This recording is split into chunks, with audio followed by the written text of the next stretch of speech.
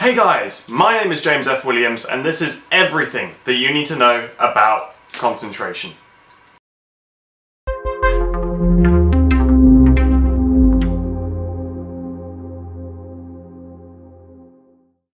Concentration, or how strong a solution is a key part of all of science.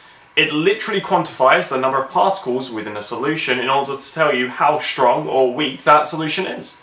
Concentration is generally measured in the mass of the substance used divided by the volume of liquid used to dissolve that mass, such as grams over litres or moles over litres, for example.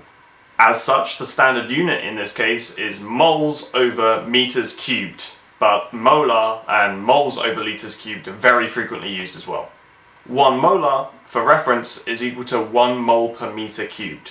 So molar is also standard. So how do you go about finding the concentration of a solution?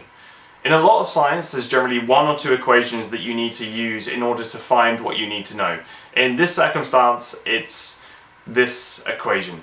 So in this equation, N equals C times V, N is the number of moles that you've used or the mass of your substance, C is the final concentration that you're going to have, and V is the volume of liquid that you've used to dissolve your mass.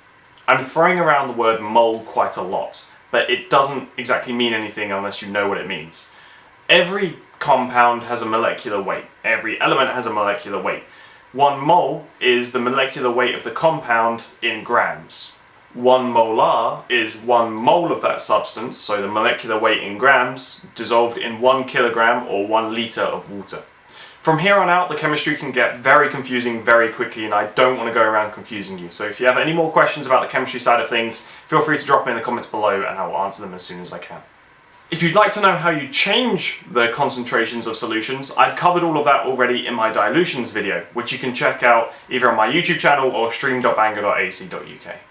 If we don't have a general idea of how concentration is going to affect our results, we won't know if they're accurate or unreliable.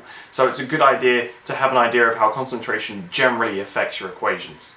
Your general rule of thumb is that as concentration increases, the rate of a reaction increases. For example, if you're doing washing up and you add more washing up liquid, more bubbles will be produced because there's more opportunity for the air introduced by the taps to produce bubbles. Imagine that your reactants are like bumper cars, where each bumper car represents 1 particle of whatever you're trying to react.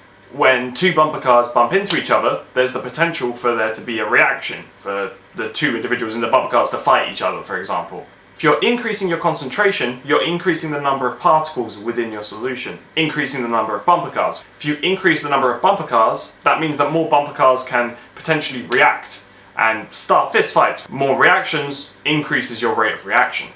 However, this isn't necessarily always the case. For example, with enzymes.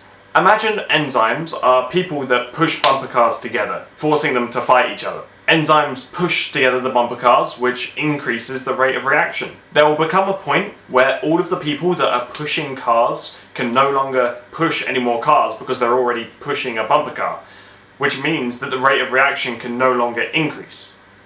If the hands of all of the people pushing these bumper cars together are full, then they can't push together any more bumper cars, which in turn means that the rate of reaction will no longer increase. This is especially true in cases where reactions specifically require enzymes. So hopefully I've given you an idea of how concentration works.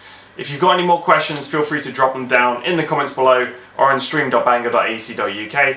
Thanks so much for watching. My name's been James F. Williams, and this has been everything that you need to know about concentration. Thanks for watching.